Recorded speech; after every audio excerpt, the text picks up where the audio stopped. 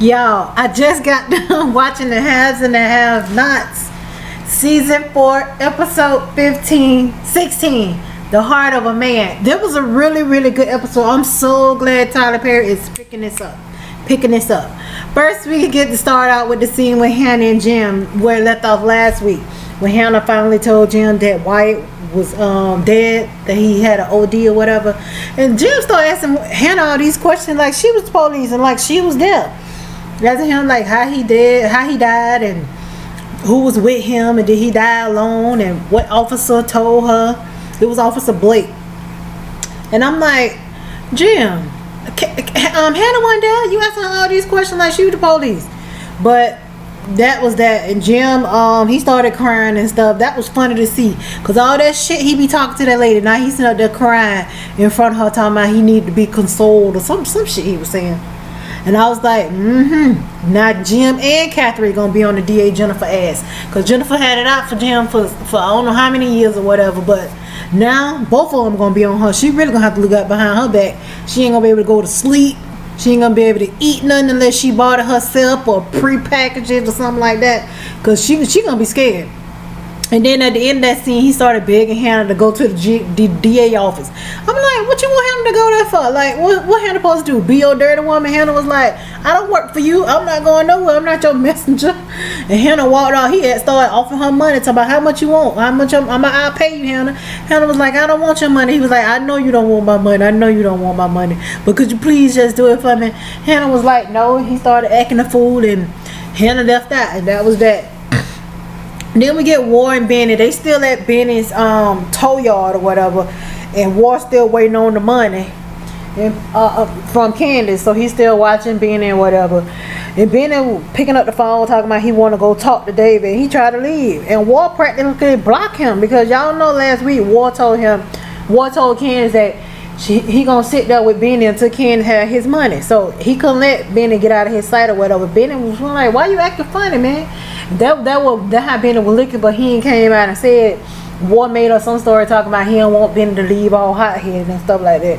And Benny was like, well, when did you become the peacemaker? And China, that was a crazy scene. And then anyways, Mitch come back from Candace's house and he get in the tow truck and he blocked the view so they can't look outside or whatever. So that when he planted the tire with the drugs in the trunk, like, remember last week he called somebody, told him to get some drugs so they could plant it on War or whatever. So he get that and he planted it in War car. War looked at his phone, it was 5:04. So that means he was gonna get a call from Candace sooner or later. Hopefully it was soon. And Candy ended up getting the picture from Candace of the money. Whatever, but in the meantime, before then, he was sitting up there blocking the door, so Benny and Mitch couldn't leave. And Mitch was like, "Why we can't leave? Like, you trying to keep an eye on Benny?" And that's when he said that. That's when he got the picture on the phone, and War changed the tone like, "Oh, y'all can go, man. I was just playing and all this stuff. You weren't playing." And Mitch called your damn bluff. I wonder what he was gonna do if he wouldn't have got that picture. What he was gonna say to Mitch and Benny. Then we get the scene with Melissa and Jeffrey. Jefferson that still being mean to this girl like she came up with this plan talking about how it feels to be a 2-bit whore and all this stuff. And Miss was like, she don't want to be in this situation much as Jeffrey want to be in there. I told Jeffrey, if you could find a way out and be getting out this situation and still be able to take care of my parents, then I'll go along with it. If not, we gonna sit up here and pretend you gonna do you, I'm gonna do me, and we just gonna be married until I get all my money. And then Jeffrey was like, he gonna come up with a plan and all that stuff. So we'll see how that goes. Melissa bucked up on Jeffrey because she laid Jeffrey out, and after she laid Jeffrey out, she just walked off and walked out of the room. Meanwhile, David comes home. Well, come to Veronica's house because I don't know if he moved in since he claimed he was getting a divorce. And he ended up mad at everybody. And he telling Jeffrey to go, that Jeffrey ain't getting married and all this stuff. And then begging Jeffrey to tell him what dirt Veronica got on him that's making him want to marry Melissa. But Jeffrey, he didn't tell him. I guess he didn't want to go through the whole thing and have somebody else know that him and Candace had done killed Quincy. So Jeffrey didn't end up, he didn't tell him. Veronica ended up calling, not Veronica, Catherine ended up calling the maid. Alice brought the phone to Veronica and telling her that Wyatt was dead. Veronica said some nonchalant stuff. I don't remember what she said. And then she just hung up the phone. Veronica stated, she told, what's the boy name? Jeffrey, your daddy's bitch is dead, now yours is dead. She just was being so rude and condescending, like she didn't even seem like she cared. I know she mad that Jeffrey was in love with Wyatt, but Catherine is still supposedly her friend. Like, if you don't like Catherine like this, you don't like her children, then why the hell are you friends with Catherine? Just to have connections, just to say you friends with somebody powerful in the city? It don't make any sense to me. Like, Veronica, she really started to make me back hate her again. I had a little hate relationship with her, now it's just hate, because she just really gets on my nerves, my last nerves. Then we get War and Candace. Now, Candace came and brought War the money in some open place, which she should have. It was in the daytime or whatever, and he had nerve to say, is it all there? If I'm missing $1, I'm gonna come back at you. And he was talking about, I guess he finna sit out there and kind of like that, and Ken was like, all of it's there. And he had nerve to apologize. Somebody, he apologized for everything. Talk about they could be cool again. Is you crazy? You just raped me numerous times, threatened to kill me, my brother, my family, everybody else, and then you got nerve to say we gonna be cool again? Are you crazy? Candace was just sitting up there playing it off because she looked like she was scared as hell. She was telling him, talking about, well, if you stop by my house now, are you going to call before you come this time? He was like, yeah, he going to call. He going to ask her, are you going to answer? She was like, oh, no, maybe. And she started laughing, saying, just kidding. He talking about, you know you ain't kidding. I won't answer your phone calls either, but you just been sitting up there raping me like you crazy. And then got nerve to say we could be cool again. Child, I hope Candace get her revenge, but that was that scene. She get in the car and she started crying. And then that changed to another scene. Then we get Jeffrey and Veronica back at her house. Now he in the rush to go to the Cryer's house to go check on Catherine and find out what's happening and stuff. And she ain't. She just sitting there drinking and dogging Jeffrey out. She just a cold-hearted bitch. Like, what kind of friend is she? And then she started dogging Melissa out, talking about she from the ghetto. She took her to lunch. She was eating too many carbs and fried chicken. Talking about in the ghetto they only got liquor stores and chicken restaurants and some other foolishness. Just being stereotypical. She was just being so stereotypical. She just got on my nerves. And I was like, I hope Melissa heard her. But they ain't show no scene that Melissa heard her. But I hope Melissa heard her ass. And gonna help Jeffrey take her ass down. That's what this show need to be coming. To take Veronica ass down. Because she thinks she's just that bitch. That she could run around and do everything that she want to do. And ain't nobody gonna stop her.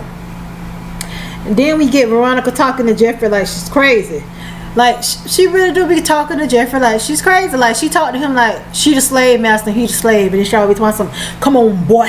Sit down, boy. You know how, like, the old white slave masters used to be back in the day? Always calling somebody boy.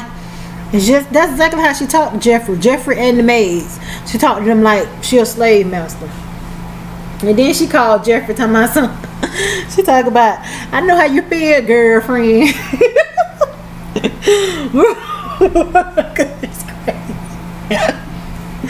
Veronica is crazy. So we get War on his way back after he done got the money from Candace, speed down. Well, I don't even know he was speeding down the highway. But all the police pulled in from the front and the back and told him to get out the car. He got out the car, talking about, what y'all stopping me for? They were like, we got a tip that you was dealing drugs or whatever. So one of the police looked in the car and saw 2 bags of the money. And asked War to my what his idea. He was like, it's in my back pocket. Y'all can get it. I guess he don't want to get shot like all the rest of the black people do in these days. And then he told me, can we search your car? He was like, nope. Y'all can't search my car. Y'all ain't got no probable cause. I said, damn, War know his rights. War done been in a lot of shit. War know his rights. But they popped it anyway. The man was like, we don't got to have probable cause if we got a tip. And then he popped the trunk, and then he cut the tire open, and then they found the cocaine in there. And I was like, oh Lord, now he gonna think it's Candace. And then he started to talk about, oh, Candace done set me up. This bitch done set me up. I'm gonna get her back now. I'm gonna get her back now. And I was like, oh Lord, now Candace, she ain't gonna be able to get her damn money back. Like, cause they gonna seize that in the evidence for something. I don't know how she gonna end up getting the money back, but they gonna seize that money in the evidence, so she ain't gonna be able to get that money back. Then we get the last scene with Veronica, Hannah, Jeffrey, and Catherine.